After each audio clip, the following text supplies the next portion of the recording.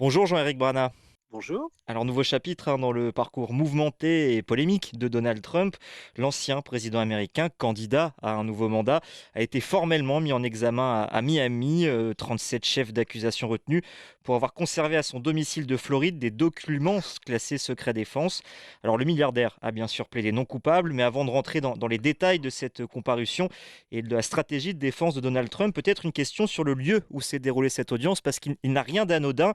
Le tribunal de Miami, dont la juge n'est autre que Kaylen Cannon, nommée par Donald Trump lui-même en 2020. Alors comment expliquer ce choix du procureur en charge de l'enquête, Jake Smith? Pourquoi Donald Trump est jugé dans un tribunal dont il a lui-même nommé la juge? Tout simplement parce qu'on est dans un État fédéral et que s'il avait fait ce procès à Washington, D.C., Donald Trump aurait pu rester à Miami, enfin à Palm Beach, juste à côté, Mar-a-Lago, et attendre qu'on vienne le chercher. Mais à ce moment-là, il aurait fallu que le gouverneur de l'État accepte son extradition, qui aurait dû être demandée par le procureur. Et vous avez bien compris, si je vous dis que le procureur de l'État est Ron DeSantis, qui est également un républicain, qui est en campagne pour la présidentielle et qui veut surtout pas se mettre à dos les électeurs supporters de Donald Trump, bien entendu, on avait le chat qui se mordait la queue et c'était impossible de le faire sortir de Miami. Alors, Jack Smith a choisi de le faire à Miami. Maintenant, le fait que ça arrive dans les mains de 7 juges, eh bien, c'est le fruit du hasard. Ça a été un tirage au sort parmi tous les juges.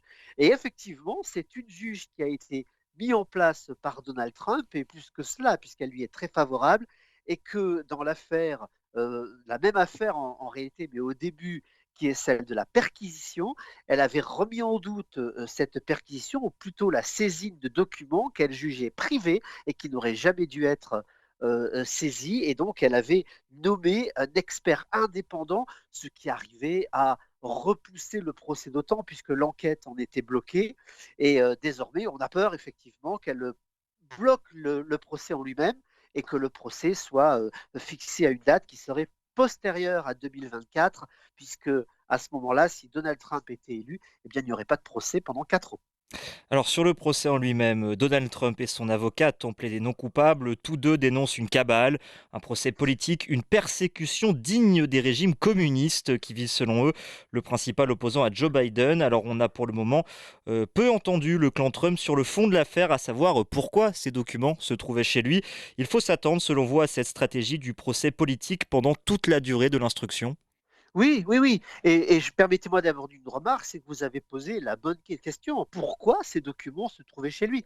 Quelle raison profonde avait Donald Trump de prendre ces caisses? Écoutez, c'est pas de feuilles qu'on prend dans un dossier et, par erreur et qu'on a glissé quelque part, hein. Il s'agit de nombreuses caisses qui ont été entreposées dans différents endroits. Tout le monde a vu les photos sur Internet. C'est difficile à cacher, difficile à dire aussi qu'on s'est trompé en les prenant. Maintenant, pour la stratégie, effectivement, c'est la stratégie politique, c'est la stratégie qui consiste à contrer le tous pourri en politique en disant tous pourri en justice. Et c'est là qu'on rentre dans une grande difficulté quand même, parce que la justice, c'est un des piliers de notre démocratie. Il faut que tout le monde adhère à l'idée de justice. Bien sûr, elle est imparfaite, mais quand même, globalement, on essaie de la faire la moins imparfaite possible. Seulement là, on a un ancien président, c'est-à-dire un garant de cette institution de justice qu'il a eu tout loisir d'améliorer si jamais elle était mauvaise pendant les 4 ans où il a été au pouvoir. Eh bien, cet homme-là, aujourd'hui, essaie d'abattre ce pilier démocratique pour son propre profit, pour essayer de se maintenir en état de porter une candidature, voire d'être élu. Et ça, c'est très dangereux parce que ça peut faire capoter complètement la démocratie américaine dans sa globalité. Vous parlez justement du peuple. Cette affaire, c'est la pire qui vise l'ancien milliardaire déjà poursuivi dans d'autres dossiers de mœurs ou encore financiers. Là, on parle tout de même d'une peine possible de 100 ans de réclusion, hein, je crois. Cela fait craindre à certains une explosion de violence de la part des partisans de Donald Trump. Le tribunal de Miami avait d'ailleurs été complètement bouclé lors de son inculpation. Où en est justement l'opinion publique américaine au sujet de cette affaire? Est-ce qu'il y a un soutien à ce discours de croisade anti-Trump, ou alors les Américains comprennent la position du ministère de la Justice aujourd'hui? Ce qu'on observe, c'est que ceux qui soutiennent très fortement Donald Trump sont toujours dans les mêmes conditions, le même état d'esprit, à savoir que la justice est biaisée et qu'on cherche absolument à faire tomber Donald Trump pour qu'il ne gagne pas, puisque ce serait lui le meilleur. Globalement, les républicains sont quand même gênés aux entournures et on voit beaucoup de silence gêné ou de tirage en touche, hein, comme on dirait. Quand on leur pose la question, ils font bah écoutez, il y a quand même un problème avec ce procureur qui a mené une opération politicienne. Et puis les démocrates aussi, parlons-en, parlent très très peu parce qu'ils ont bien compris que si ils se mettent à commenter cette question-là, elle devient automatiquement politique et à ce moment-là, Donald Trump est relancé d'autant puisqu'il n'attend qu'un seul mot d'un seul opposant pour pouvoir remettre un jeton dans la machine et repartir. Donald Trump va souffler sur les braises autant qu'il pourra puisqu'il a bien compris que plus il mettra dans la tête des gens que la justice américaine ne fonctionne pas, plus il aura des chances d'être propulsé vers la Maison Blanche.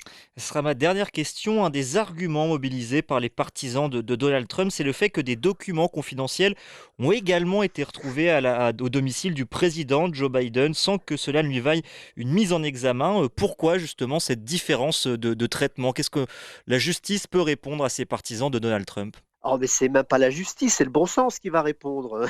Pour l'instant, il y a une enquête avec Joe Biden, c'est pas le même procureur, donc c'est pas la même décision, c'est pas le même temps dans la justice. Et puis, en plus, la découverte chez Biden est postérieure à celle de Donald Trump. Donc, si on respecte le même temps, eh bien, attendez 3 mois et peut-être que Joe Biden sera lui aussi mis en examen.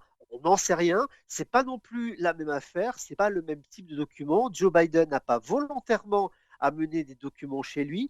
Il n'a pas nié ensuite les avoir une fois qu'ils lui ont été demandés par le FBI. Il a accepté de bonne grâce une perquisition à son domicile et à son bureau. Et il n'y a pas d'obstruction de justice. Ça fait quand même beaucoup. Enfin, il n'y a pas de documents de sécurité nationale classés très sensibles comme le plan de réplique de l'armée américaine à une éventuelle attaque nucléaire. Tout ça est très important. Alors, les républicains en rajoutent une couche. Ils disent oui, mais il y a aussi 1850 boîtes pour essayer de faire de la masse qui se sont trouvées chez Joe Biden, qui correspondent au temps où il était sénateur. Ils oublient simplement de dire que dans ces boîtes, il n'y a aucun document classé, puisque les sénateurs n'ont pas accès aux documents classés, et qu'il n'y a pas de loi particulière pour les sénateurs concernant les documents qu'ils peuvent compulser ou ramasser durant leur mandat. Ils sont libres d'en disposer à la fin. Ils ne sont pas obligés de les mettre aux archives nationales comme l'oblige le Presidential Record Act, qui oblige tout document écrit par le président à être placé aux archives pour être consultable par tous les chercheurs, notamment. Donc, encore une fois, ça n'a absolument rien à voir. Mais bien sûr, c'est tellement facile de crier au loup puisque très peu de gens vont aller chercher au fond du fond, et on en arrive à des amalgames qui n'ont pas lieu d'être. Et on continuera bien sûr à suivre ce bras de fer aussi judiciaire que politique sur les antennes de médias. Merci beaucoup Jean-Éric Brana d'avoir répondu à nos questions aujourd'hui. Je vous en prie.